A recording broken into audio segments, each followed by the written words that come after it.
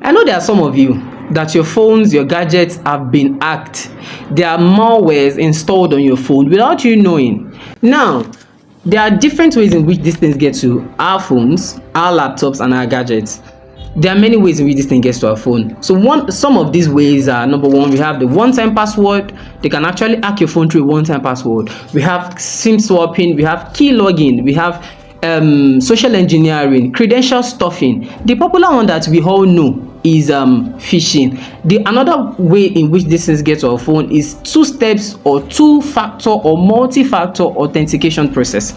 Now, what is two steps or two-factor authentication process? Now, sometimes when majority of us use WhatsApp, many of us use Facebook, some of our social media platforms, handles, and applications, even our bank apps, majority of them use two steps authentication. Every of these apps uses two-step authentication process. Definitely just means two passwords installed on your phone. So when you want to open your phone, or probably when you have an adversary that is trying to access your phone, they are always asked the second password which you have set on your phone. It is on our WhatsApp. The popular one is on the WhatsApp. So when you have an adversary, or probably an external person or external force trying to access your phone or access your data, those of us that have actually activated the second password, they will be asked. Now, in two-factor or multi-factor authentication process, there are three things that are imperative in this process. That is knowledge. The second one is possession. The third one is inherence. Now, in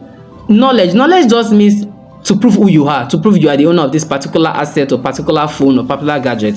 That is when you are trying to access your phone or probably somebody else's phone, you have to put their password. That is knowledge. You need to prove who you are.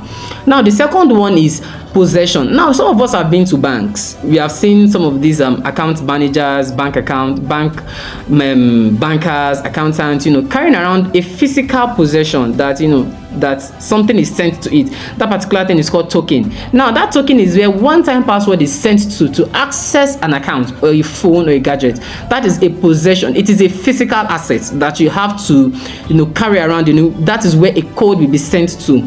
So through that possession, you can actually access that account or probably anything you want to access. The third one is inherence. Inherence is a physical feature which you have, which is unique to you alone. You are the only one in the world that has that feature.